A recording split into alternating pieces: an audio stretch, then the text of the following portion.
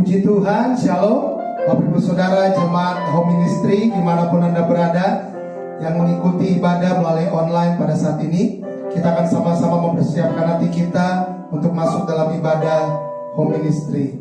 Kita sama-sama menyembah Tuhan. Namun sebelumnya kita mau berdoa kepada Tuhan. Kemuliaan bagi Tuhan di tempat maha tinggi. Kemuliaan bagi Tuhan di tempat maha tinggi. Kau Raja diagungkan dan dipuji. Datanglah kerajaanmu, jadilah kehendakmu. Seluruh bumi penuh kemuliaan-Mu.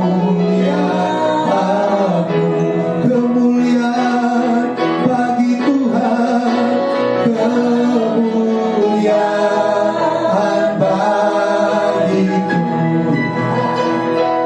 di tempat maha tinggi.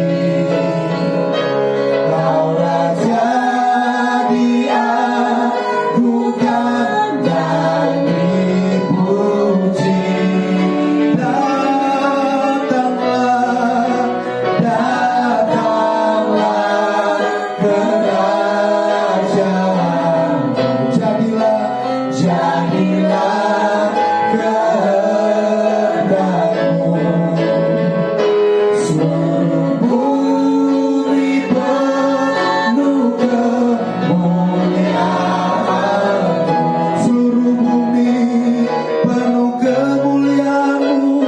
Seluruh bumi penuh kemuliaan-Mu.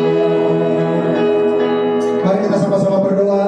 Kami mengucap syukur Bapa. Terima kasih Tuhan Yesus untuk penyertaan-Mu, untuk kasih setia-Mu, untuk kebaikan-Mu yang kami rasakan selama 1 minggu ini. Semuanya kami tidak dapat membalas Tuhan, tapi kami mau bersyukur, kami mau memuji, menyembah-Mu. Bahkan kami mau diubahkan oleh kebenaran firman-Mu ya Bapa. Kami percaya dimanapun kami berada, tidak menghalangi kuasa Tuhan, kuasa Roh Kudus untuk bekerja di tengah-tengah kami, mengubahkan kami, menguatkan kami, bahkan yang sakit disembuhkan di dalam nama Tuhan Yesus Kristus.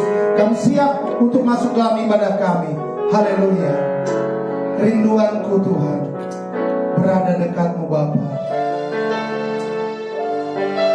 Haleluya.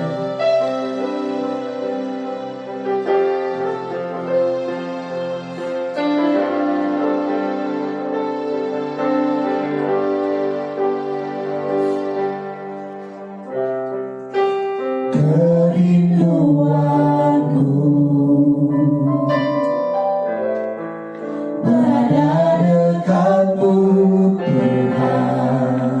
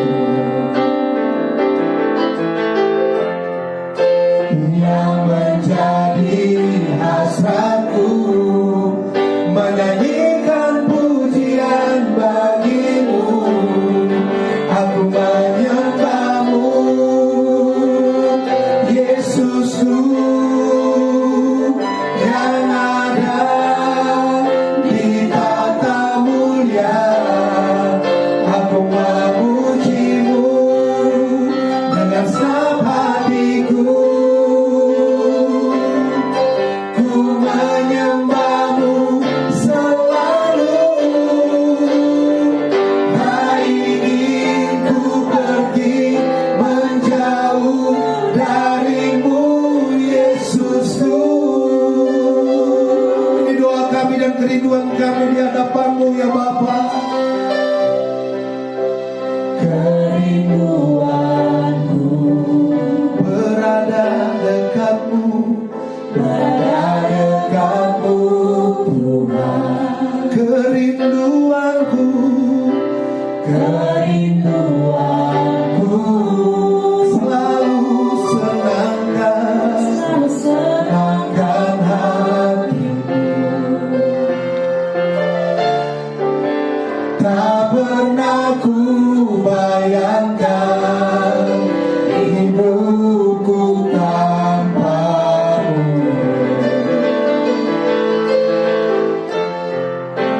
Yang menjadi hasratku menyanyikan pujian bagimu.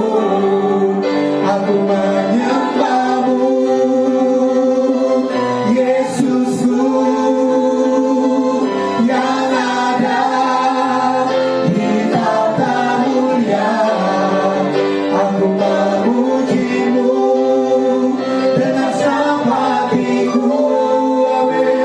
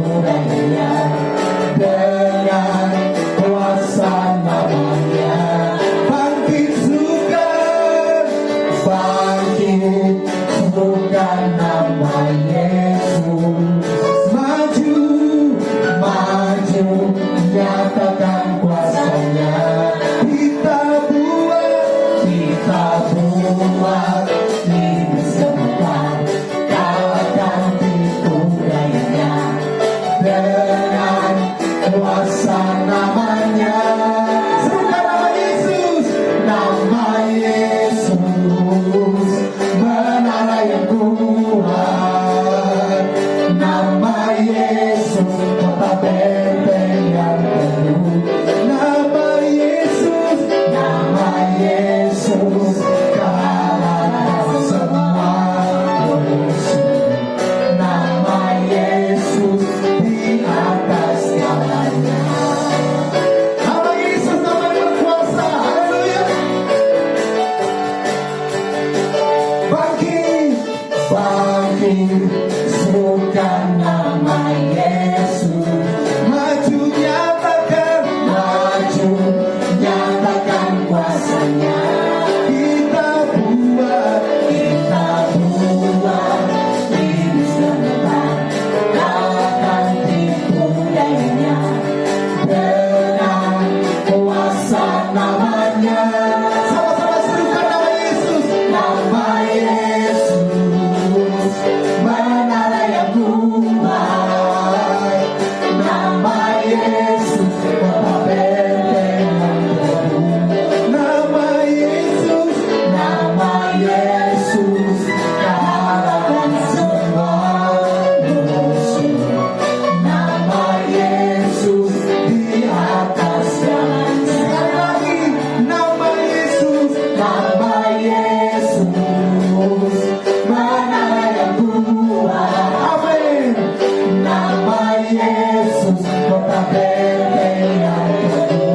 Hanya nama Yesus, nama Yesus, kalahkan semua musuh. Nama Yesus di atas segalanya. Nama Yesus di atas. Nama Yesus di atas segalanya. Serukan sekali lagi, nama Yesus di atas. Nama Yesus di atas segalanya. Mari kita semua, umat pilihan Tuhan, dengarlah panggilannya untuk mengenapi firman Tuhan. Haleluya. Mari kita semua, umat pilihan Tuhan, dengarlah panggilannya untuk menggenapi firman-Nya. Sekaranglah waktunya untuk berdiri bagi bangsa ini. Mari maju, umat pemenang. Mari kita semua, mari kita semua, umat pilihan Tuhan, dengarlah panggilannya untuk menggenapi firman-Nya. Sekaranglah waktunya untuk berdiri bagi bangsa ini. Mari maju, umat pemenang. Bukan bangkit, nyatakan kemuliaan-Nya. Bukan bangkit, nyatakan kebesaran-Nya. Sampai setiap luka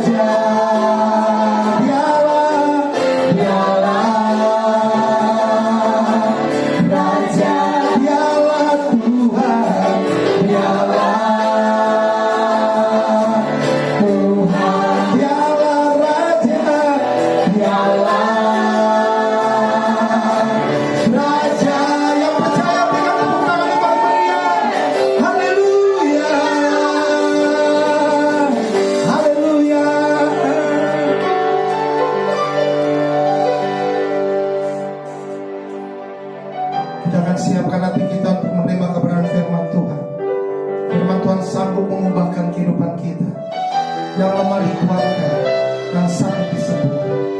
Kita mau panggil namanya Bapa. Kami naikkan syukur kepadamu Tuhan. Haleluya. Bapa,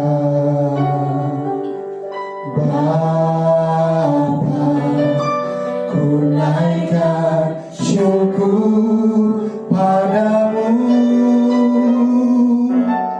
Bapa,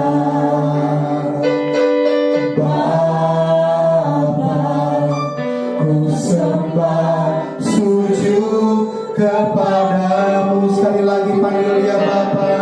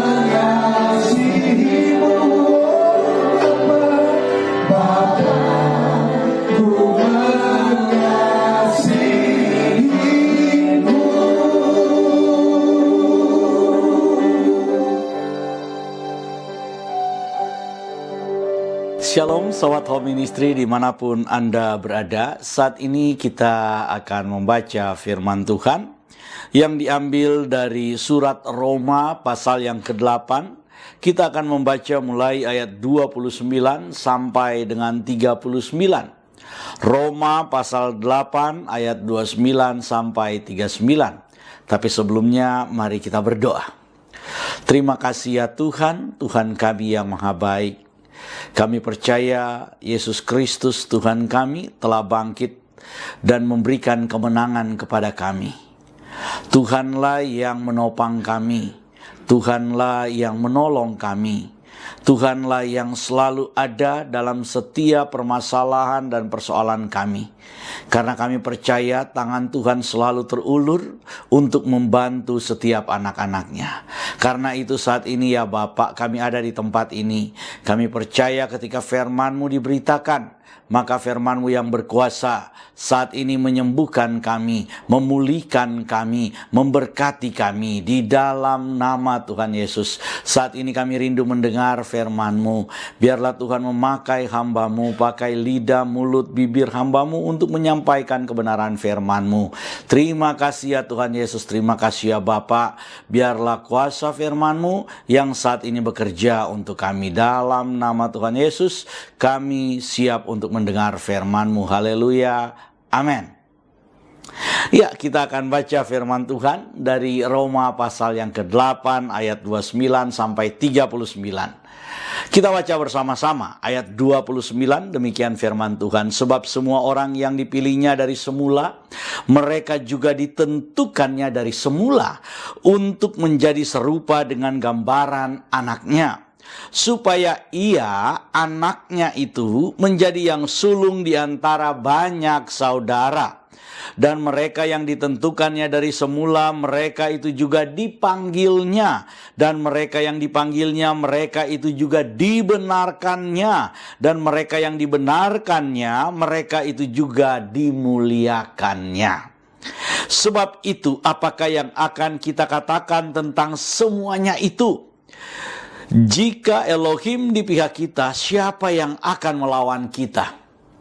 Ia yang tidak menyayangkan anaknya sendiri, tetapi yang menyerahkannya bagi kita semua, bagaimanakah mungkin ia tidak mengaruniakan segala sesuatu kepada kita bersama-sama dengan Dia? Siapakah yang akan menggugat orang-orang pilihan Elohim? Elohim yang membenarkan mereka. Siapakah yang akan menghukum mereka? Kristus Yesus yang telah mati, bahkan lebih lagi yang telah bangkit, yang juga duduk di sebelah kanan Elohim, yang malah menjadi pembela bagi kita. Siapakah yang akan memisahkan kita dari kasih Kristus? Penindasan atau kesesakan atau penganiayaan atau kelaparan atau ketelanjangan atau bahaya atau pedang? Seperti ada tertulis, oleh karena engkau kami ada dalam bahaya, maut sepanjang hari. Kami telah dianggap sebagai domba-domba sembelihan. Tapi dalam semuanya itu, kita lebih daripada orang-orang yang menang oleh Dia yang telah mengasihi kita.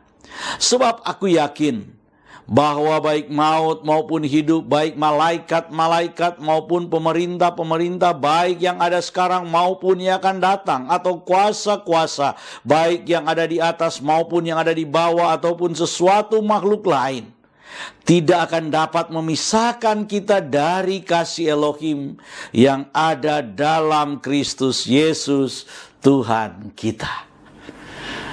Saudara, ayat-ayat yang kita baca ini begitu luar biasa.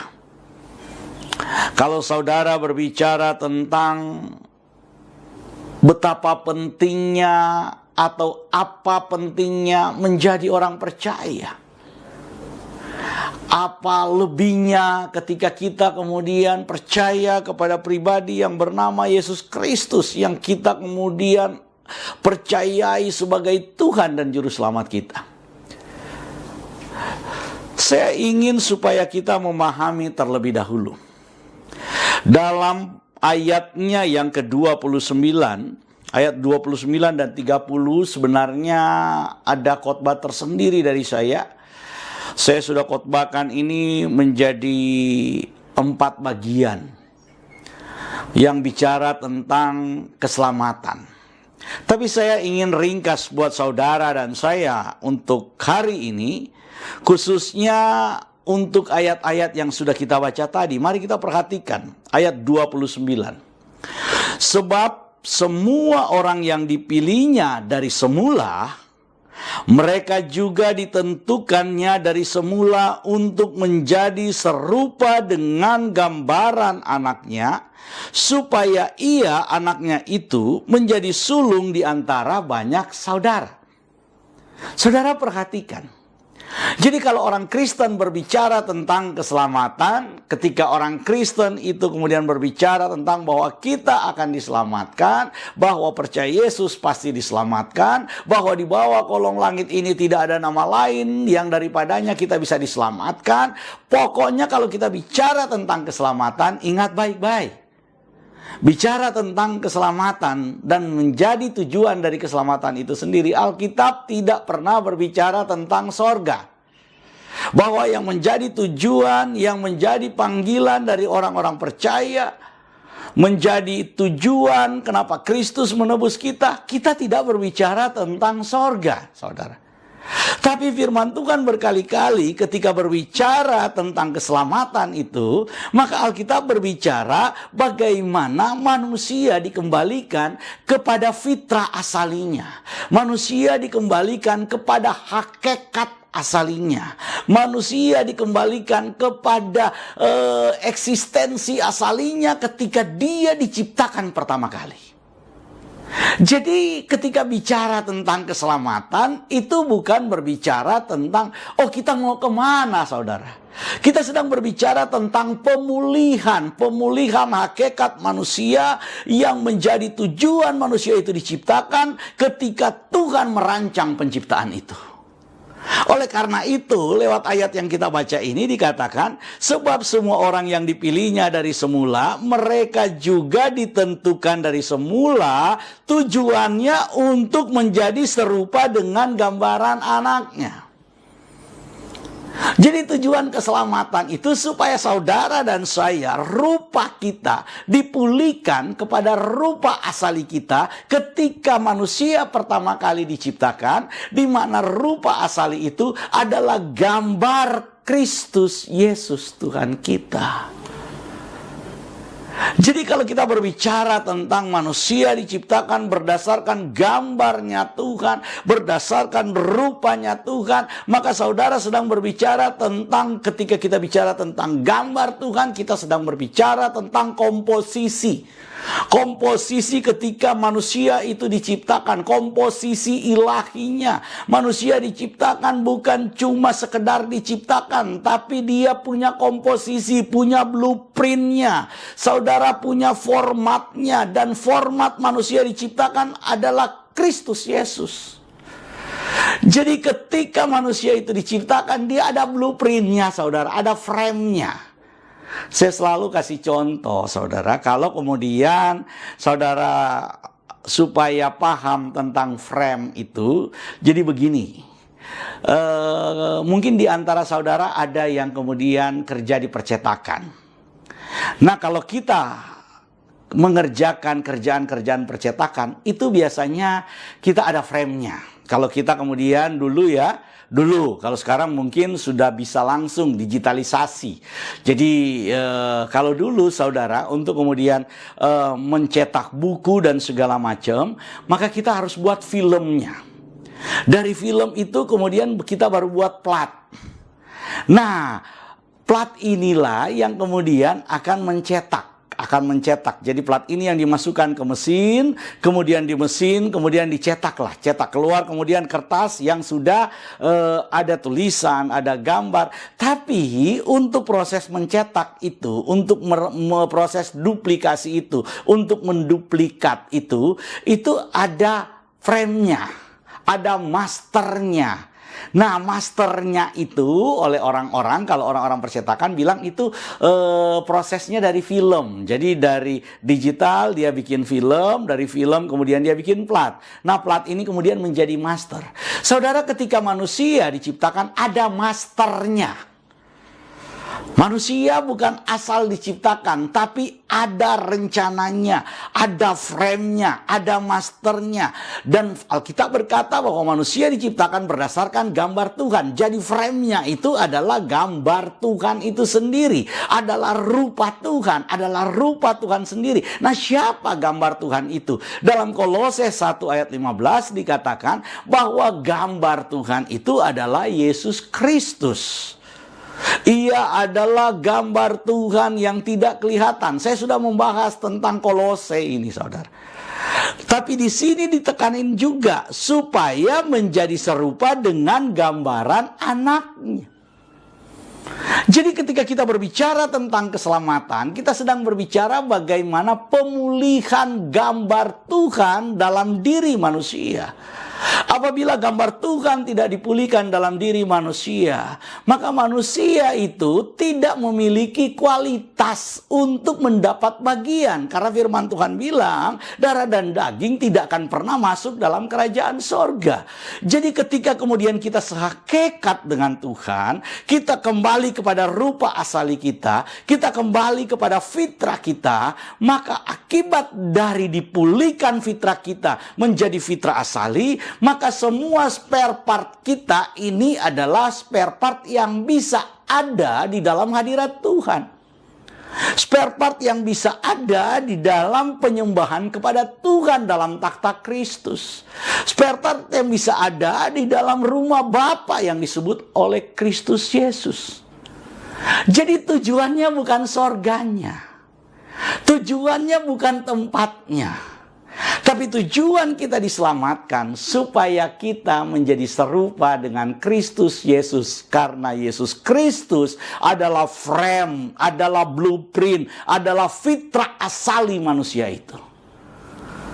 Oleh karena itu, ketika orang Kristen percaya kepada Yesus Kristus, firman Tuhan berkata, kalau kamu tidak dilahirkan dari roh, maka kamu tidak akan melihat kerajaan sorga.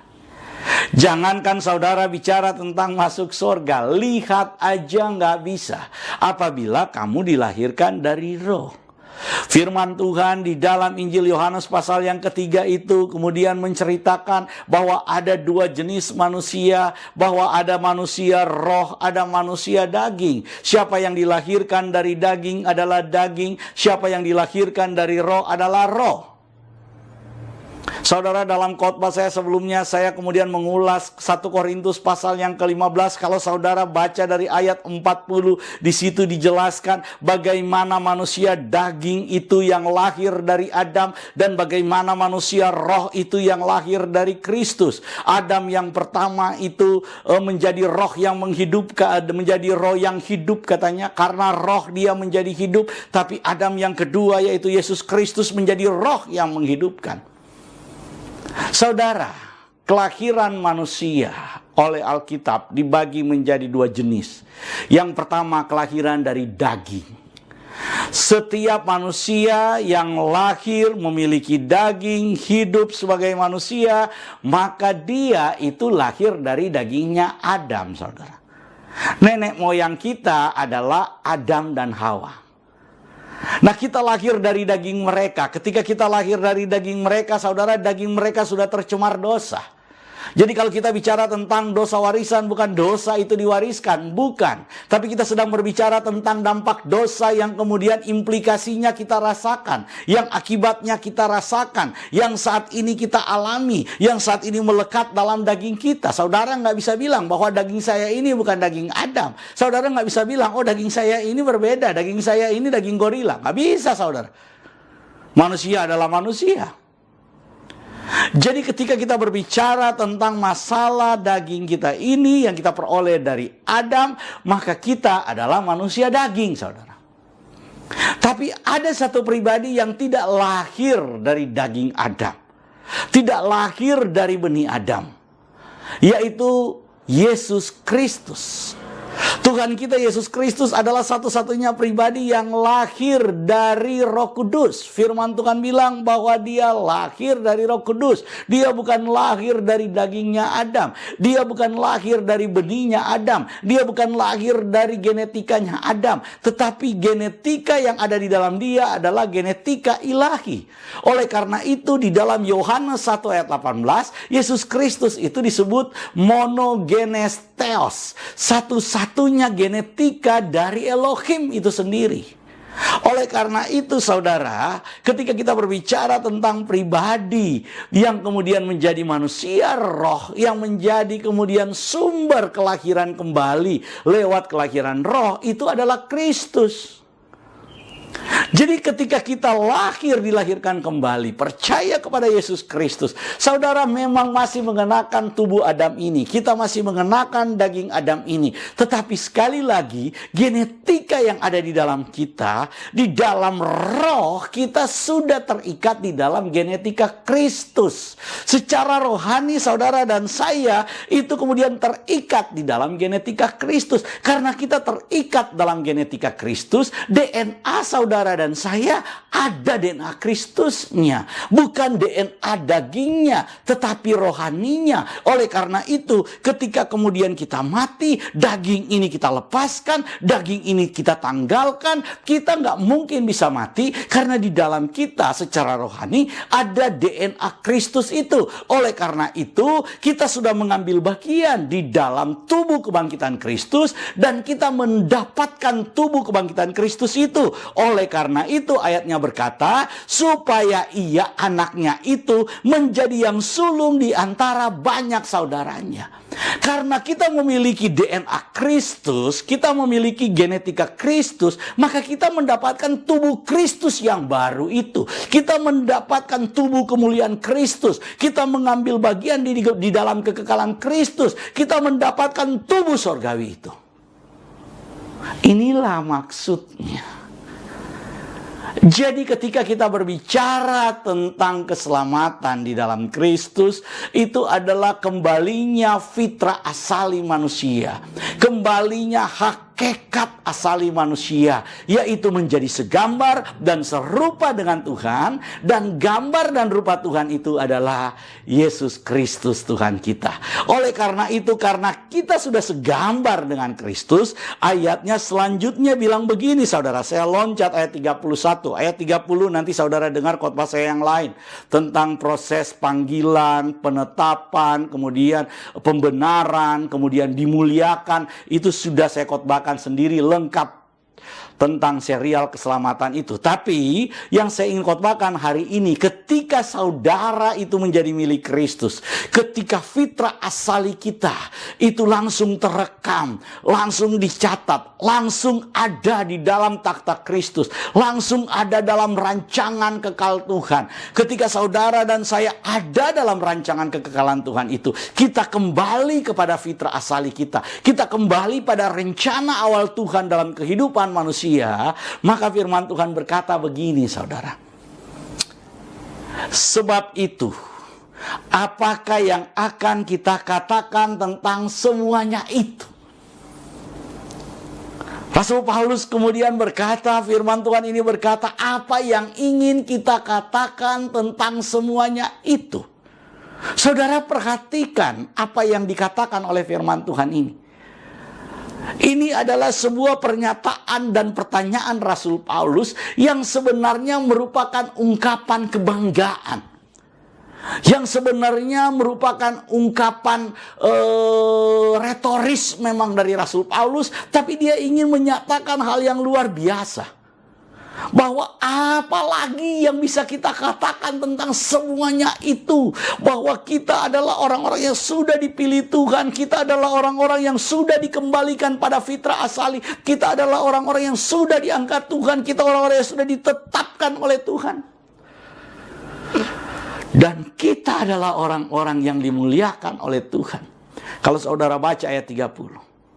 Paulus bilang, apa yang akan kita katakan tentang semuanya itu? Sekarang, jika Elohim di pihak kita, jika Tuhan ada di pihak kita, siapa yang akan melawan kita? Wow, saudara. Ketika saudara percaya kepada Yesus Kristus, ketika kita kembali kepada fitrah asali kita, ketika saudara dan saya menjadi segambar dan serupa dengan Tuhan, ketika DNA ilahi itu kita miliki, monogenes theos, DNA roh itu kemudian menjadi bagian dari kehidupan kita. Ketika kita mendapatkan jaminan itu, maka Rasul Paulus berkata, kalau Tuhan di pihak kita, apa maksudnya saudara? Maksudnya ketika engkau ada dan diselamatkan oleh Kristus, ketika engkau dan saya percaya kepada Yesus Kristus, ketika kita dikembalikan kepada fitrah asali kita, maka itu artinya saudara kembali kepada posisi awal kita, yaitu kita ada di dalam posisi Tuhan. Karena itu kalau Tuhan di pihak kita, kalau kita itu dibela oleh Tuhan, kalau kita posisinya sama dengan posisinya Tuhan, kalau kita bukan beroposisi dengan Tuhan, kalau kita bukan menentang Tuhan. Saya sudah jelaskan dalam khotbah saya ketika Jumat Agung, bahwa Adam pada akhirnya menjadi oposisinya Tuhan. Karena itu Tuhan bertanya, Adam, di manakah engkau? Saudara masih ingat khotbah itu? Itu bukan karena Tuhan tidak tahu di mana Adam yang sedang sembunyi, tapi Tuhan sedang bertanya, di mana posisimu sekarang? Kalau sebelumnya engkau ada di pihakku, kalau sebelumnya engkau adalah kesayanganku, kalau sebelumnya engkau selalu bersama-sama dengan aku, tapi sekarang Adam, di manakah engkau? Di manakah posisimu? Di manakah sekarang statusmu? Kamu sekarang ada di mana, Adam? Kemudian Adam menjawab pada saat itu, dia takut. Dia sembunyi dan dia kemudian berkata, perempuan yang kamu tempatkan. Adam mulai menyalahkan. Saya nggak mau panjang-panjang di situ, tapi saya ingin tunjukkan bahwa ketika manusia jatuh dalam dosa, posisinya itu beroposisi dengan Tuhan. Posisinya itu bertentangan dengan Tuhan. Posisinya Adam itu melawan Tuhan. Itulah yang dimaksud dengan dosa. Dosa itu adalah hamartia, keluar dari sasarannya Tuhan. Atau lebih tepat sebenarnya mengambil sasaran lain, mengambil posisi yang berbeda dengan posisinya Tuhan. Karena itu Tuhan gak ada di pihak Adam ketika Adam jatuh dalam dosa. Tuhan gak pernah ada di dalam di pihak orang yang berdosa. Gak ada, saudara. Prinsipnya seperti itu. Dosa upahnya maut. Yang kita terima adalah maut. Yang kita terima adalah kematian. Tetapi kita ketika percaya kepada Yesus, maka fitrah asali kita dikembalikan. Genetika asali kita, genetika ilahi itu dikembalikan. Kita menjadi kembali segambar dan serupa dengan Tuhan. Ayatnya kemudian langsung berkata, Elohim ada di pihak kita. Siapakah yang bisa menjadi lawan kita? Apakah iblis sekarang bisa menjadi lawan kita? Oh, firman Tuhan berkata tidak. Karena Tuhanlah yang membela kita. Dikatakan ia yang tidak menyayangkan anaknya sendiri, tapi menyerahkannya bagi kita semua. Bagaimanakah mungkin ia tidak mengaruniakan segala sesuatu kepada kita bersama-sama dengan dia? Saudara perhatikan baik-baik. Ini luar biasa. Yang pertama, percayalah, ada penyertaan Tuhan dalam kehidupan kita. Katakan kepada kiri kananmu, kalau Tuhan di pihak kita nggak ada lawan. Kalau Tuhan di pihak kita, seng terada lawan. Kalau Tuhan di pihak kita, siapa yang bisa melawan kita? Tuhan ada di pihak kita. Tuhan yang membela kita. Tuhan yang menolong kita. Tuhan yang memberkati kita. Tuhan yang melepaskan kita. Lalu siapa yang bisa melawan kita? Yang pertama, yakinlah. Tuhan ada bersama dengan kita. Karena itu dia disebut Immanuel. Immanuel. Tuhan yang menyertai kita, atau Tuhan yang berjalan bersama dengan kita. Yang kedua, firman Tuhan berkata bahwa jika dia sendiri tidak menyayangkan anaknya tapi menyerahkannya bagi kita semua, bagaimana mungkin ia tidak mengaruniakan segala sesuatu kepada kita bersama-sama dengan dia. Yang kedua, saudara, segala sesuatu yang baik dan terbaik Tuhan berikan buat saudara dan saya. Jangan pernah saudara berpikir bahwa Tuhan itu pelit. Jangan pernah kita berpikir bahwa Tuhan itu tidak memberikan yang terbaik buat kita. Saya ingin katakan, Tuhan tahu yang paling baik buat saudara. Dan Tuhan kita adalah Tuhan yang selalu memberi yang terbaik buat kita. Berkat yang terbaik, berkat yang terbaru, berkat yang fresh, berkat yang paling cocok buat saudara dan saya. Itu yang Tuhan berikan.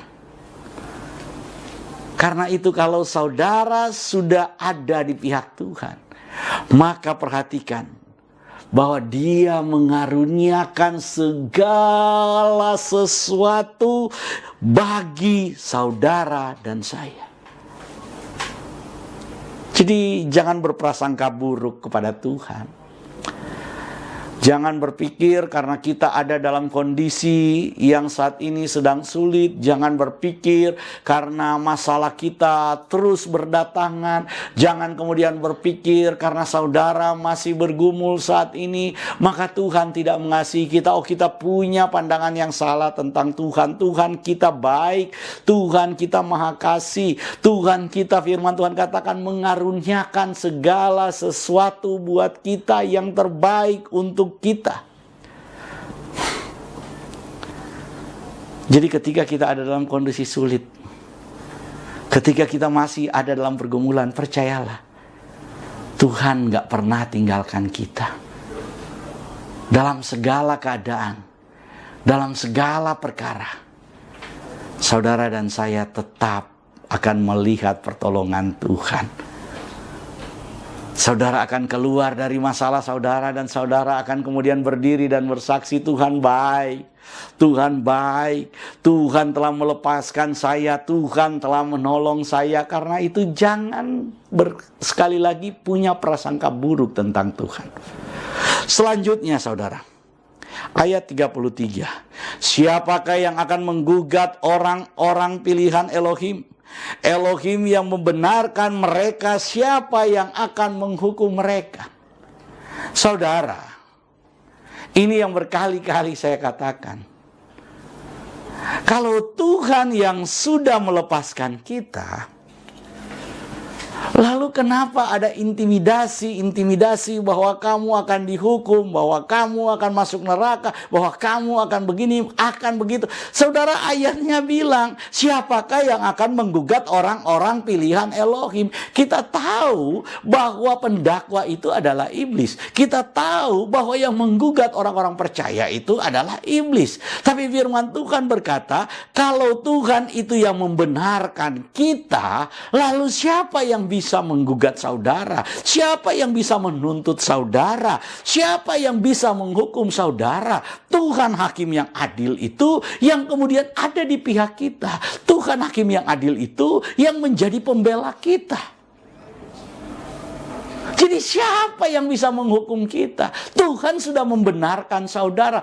Artinya saudara begini, kita melakukan sesuatu, kita mungkin melakukan dosa, kita mungkin melakukan kesalahan, tapi saudara harus ingat bahwa kemudian kesalahan saudara itu bukan kemudian menjadi jaminan bahwa saudara akan masuk neraka, menjadi legitimasi dari orang-orang untuk mendakwa saudara, untuk menggugat saudara, untuk mengintimidasi saudara, bahwa masa lalu kita yang penuh dosa, bahwa masa lalu kita yang penuh kesalahan, bahwa perbuatan-perbuatan kita itu nggak bisa lagi kemudian ditebus, nggak bisa lagi dirubah.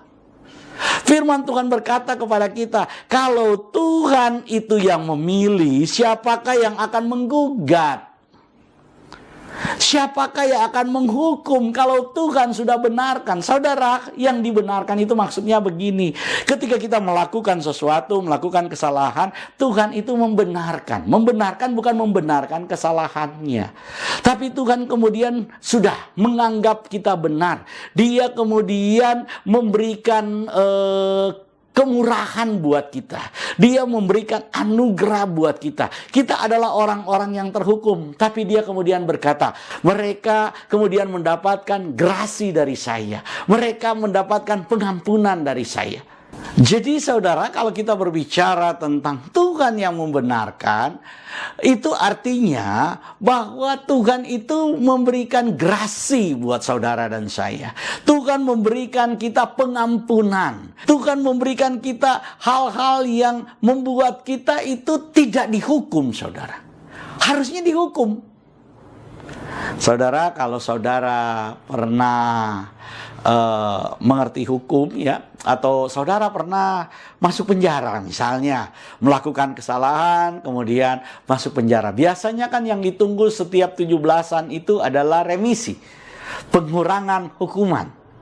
Nah, ketika kemudian ada orang misalnya mendapatkan apa yang disebut dengan grasi, jadi dia sebenarnya sudah divonis, dihukum, misalnya dihukum 10 tahun. Ketika dihukum 10 tahun, tiba-tiba kemudian dari presiden misalnya mengeluarkan gerasi. Mengeluarkan gerasi supaya orang itu dibebaskan. Nah, saudara dan saya statusnya adalah orang-orang terhukum. Setiap manusia statusnya orang-orang terhukum. Tapi firman Tuhan berkata bahwa kita itu dibenarkan. Kita sudah dibenarkan. Artinya saudara dan saya diberi grasi oleh Tuhan. Diberi pengampunan, mendapatkan kasih karunia. Kasih karunia itu artinya grace.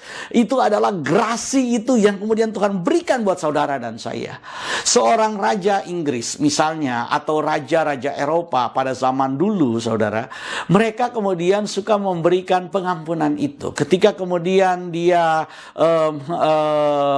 mengulurkan tangannya, itu artinya dia mendapatkan kasih karunia, mendapatkan pengampunan. Dia tidak akan dihukum. Tapi ketika kemudian raja berbalik badan, maka orang itu pasti langsung dieksekusi. Jadi saudara, ketika raja mengulurkan tangan, maka itu artinya raja sedang memberikan grasi.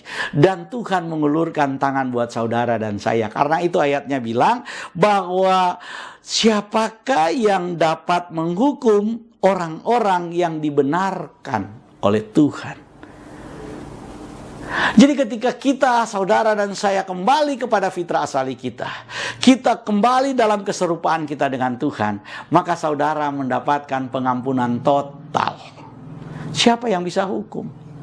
Selanjutnya kemudian Kristus yang telah mati, bahkan lebih lagi yang telah bangkit, yang juga duduk di sebelah kanan Elohim, yang malah menjadi pembela bagi kita. Siapa yang akan memisahkan kita dari kasih Kristus? Ini luar biasa saudara. Ini luar biasa. Ayatnya nggak cuma berhenti dengan kata memberikan grasi, tapi ayatnya langsung menutup dengan sebuah kalimat yang luar biasa, sebuah pernyataan yang luar biasa, bahwa siapa yang dapat memisahkan kita dari kasih Kristus? Siapakah yang bisa memisahkan saudara dari kasih Tuhan? Perbuatan apa yang bisa membuat Tuhan kemudian berubah dari cinta luar biasa menjadi benci sampai melempar ke neraka? Itu nggak ada. Saudara, jangan kemudian berpikir bahwa Tuhan itu seperti kakek-kakek pikun. Dulu dia pilih saudara, dulu dia sayang saudara, tapi kemudian dia lupa siapa saudara. Nah, ini lucu.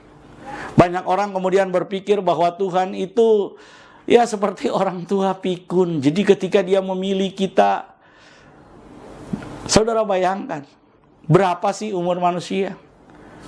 Di atas 100 itu sudah sedikit sekali.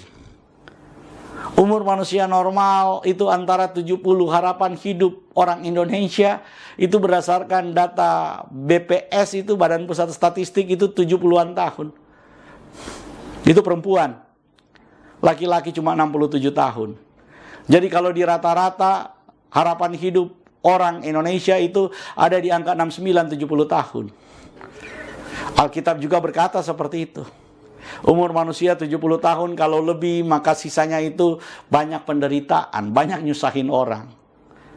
Ya, banyak juga sekarang yang orang tua di atas 70 tahun masih kuat, saudara. Tapi yang saya ingin bicarakan di sini, umur manusia itu cuma segitu, saudara. Tuhan itu ada di dalam kekekalan.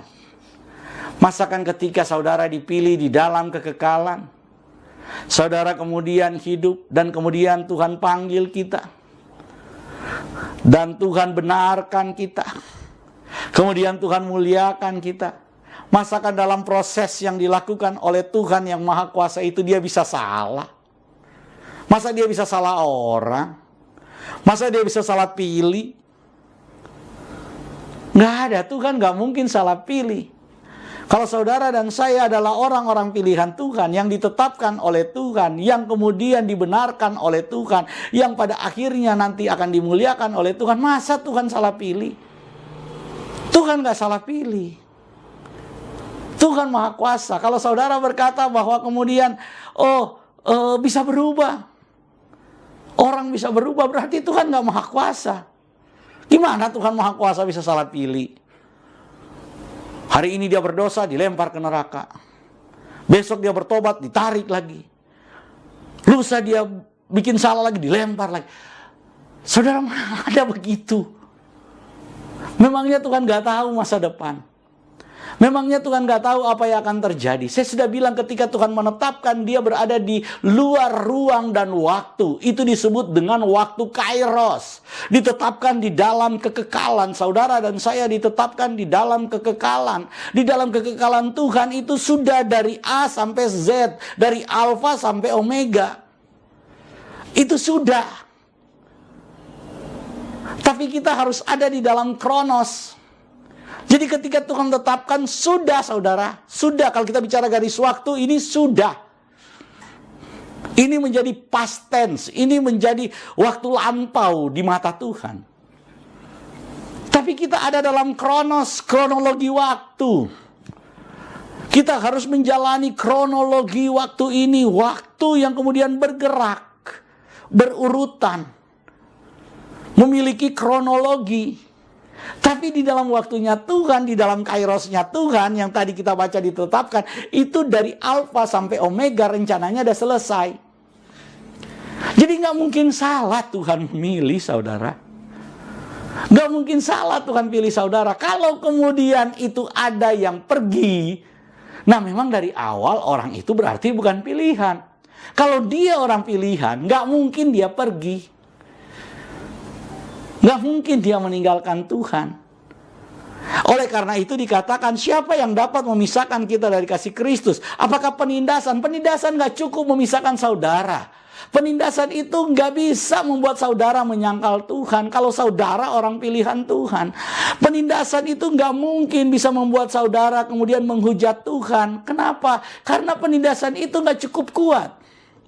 Kesesakan, kata Rasul Paulus, penganiayaan, kelaparan, ketelanjangan, bahaya, atau pedang, semua ini pernah dialami oleh Paulus. Dan dia katakan, apakah itu yang bisa memisahkan? Enggak. Selanjutnya saudara, ayat 37, di dalam semuanya itu kita lebih daripada orang-orang yang menang oleh Dia yang telah mengasihi kita. Paulus justru berkata bahwa itu nggak bisa, justru kita akan tampil sebagai pemenang. Kita akan menang, pasti menang di titik itu. Ketika penindasan menghajar saudara, ketika kesesakan menghajar saudara, ketika penganiayaan menghajar kita semua, firman Tuhan berkata, justru dalam kesemuanya itu kita akan tampil lebih daripada pemenang. Selanjutnya dikatakan ayat yang ke-39, ayat 38. Sebab aku yakin kata Rasul Paulus, bahwa baik maut maupun hidup, baik malaikat-malaikat maupun pemerintah-pemerintah, baik yang ada sekarang maupun yang akan datang, atau kuasa-kuasa, baik yang di atas maupun yang di bawah, ataupun sesuatu makhluk lain, tidak akan dapat memisahkan kita dari kasih Elohim yang ada dalam Kristus Yesus Tuhan kita. Tidak ada satu kuasa pun yang mampu memisahkan saudara dari kasih Kristus. Kenapa? Karena Tuhan yang membenarkan kita. Saudara itu dibenarkan dan dianggap benar di mata Tuhan bukan karena saudara itu hebat.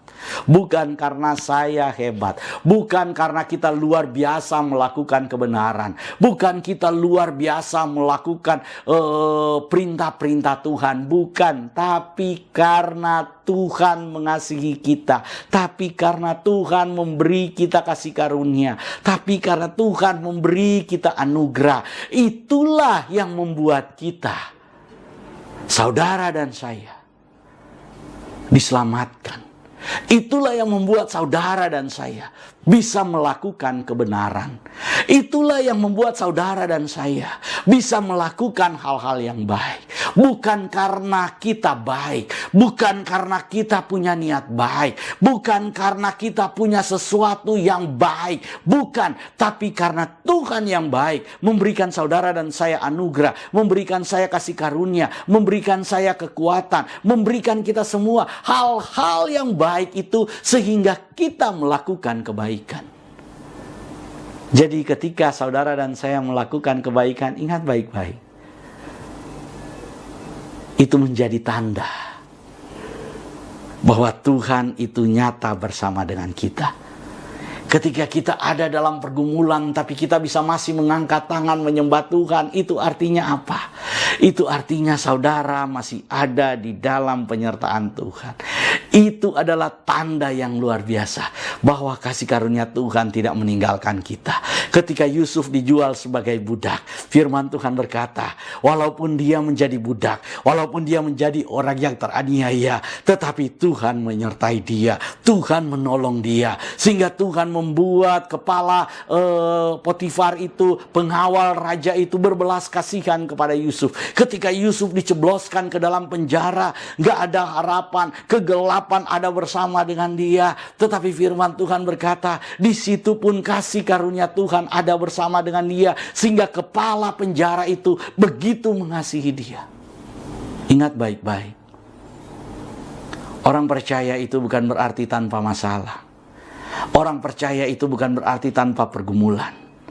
Orang percaya itu bukan berarti tanpa persoalan. Persoalan mungkin kita banyak, pergumulan mungkin kita jauh lebih banyak, apa yang kita alami mungkin jauh lebih sulit. Tapi dalam kesemuanya itu, firman Tuhan katakan kita akan tampil lebih dari pemenang.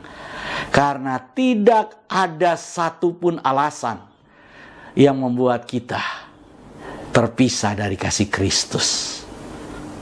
Nggak ada satupun alasan, nggak ada satupun kekuatan, nggak ada satupun kuasa yang bisa membuat saudara terpisah dari kasih Tuhan Yesus. Kasih Tuhan itu kalau lengket lebih dari lem, saudara. Dia lengket dengan kita, ada bersama dengan kita, ada selalu bersama dengan saudara. Saudara bisa ngomong saat ini, Tuhan Yesus kasihani aku. Dalam masalahku kasihani aku. Kasihani aku.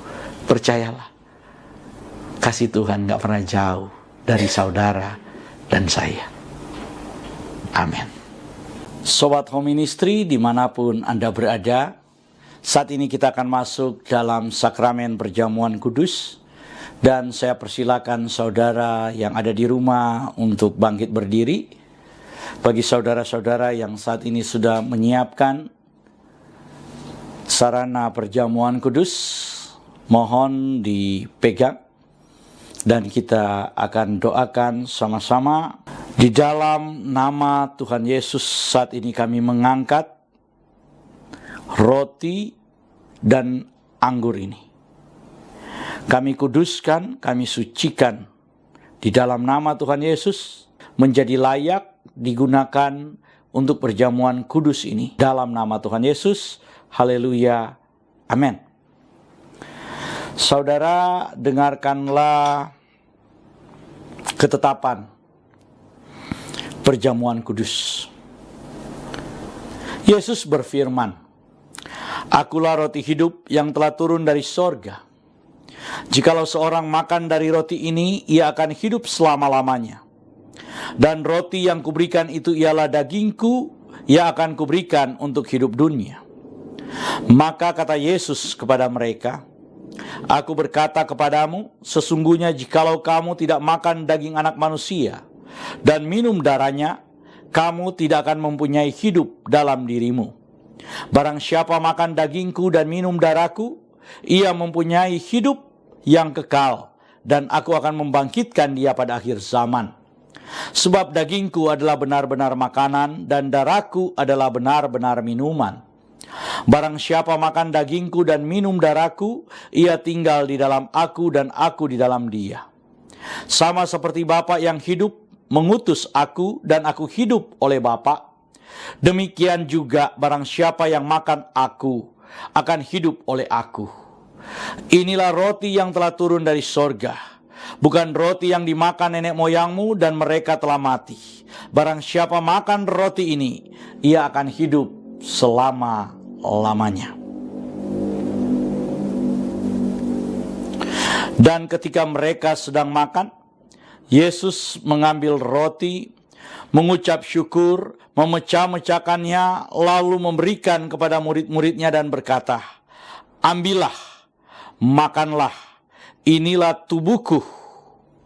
Sesudah itu, Tuhan Yesus mengambil cawan, mengucap syukur, lalu memberikannya kepada mereka sambil berkata, "Minumlah kamu semua dari cawan ini, sebab inilah darahku, darah perjanjian yang ditumpahkan bagi banyak orang untuk pengampunan dosa." Kalau saudara percaya bahwa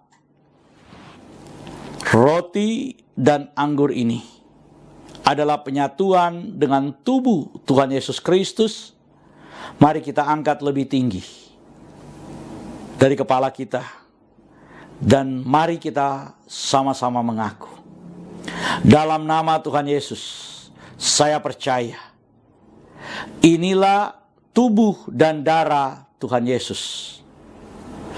Kalau saya makan tubuh Tuhan Yesus Kristus dan minum darah Tuhan Yesus, maka saya percaya semua dosa-dosa saya telah diampuni oleh Tuhan. Saya percaya kalau saya makan tubuh Tuhan Yesus dan minum darah Tuhan Yesus, maka semua kutuk telah dipatahkan.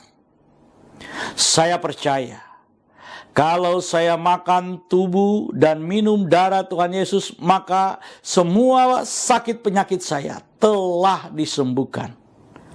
Saya percaya kalau saya makan tubuh Tuhan Yesus dan minum darah Tuhan Yesus, maka saya mendapat bagian dalam tubuh Kristus, dan saya akan diberi tubuh kemuliaan, dan Tuhan akan mengangkat saya ketika Tuhan Yesus datang di awan-awan yang permai untuk menyatu dan bertemu dengan Dia.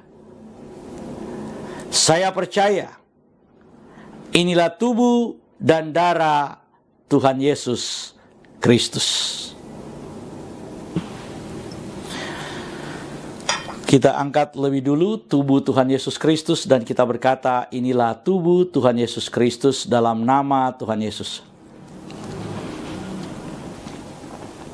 Kita minum darah Tuhan Yesus Kristus dan kita berkata dalam nama Tuhan Yesus Kristus.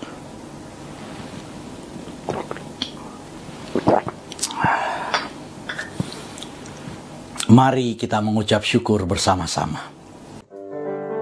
Karya terbesar dalam hidupku, pengorbananmu yang selamatkanku, engkaulah harta yang tak ternilai, yang ku miliki dan ku hargai.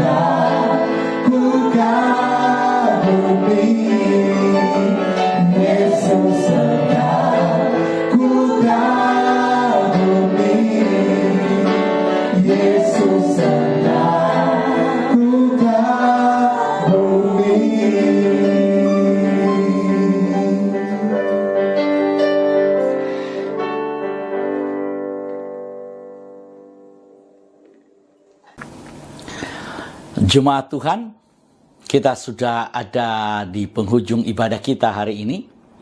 Sebelum kita masuk dalam doa berkat, kami ingin memberitahukan bahwa Home Ministry terus melayani jemaat Tuhan. Dan saat ini kami sudah mengadakan ibadah minggu.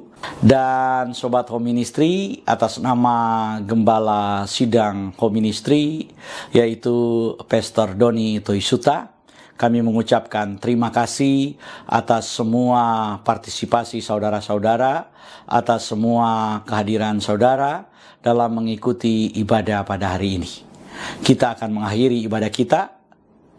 Mari angkat kedua belah tanganmu. Arahkan hati dan pikiranmu, dan aminkan semua berkat yang diucapkan buatmu.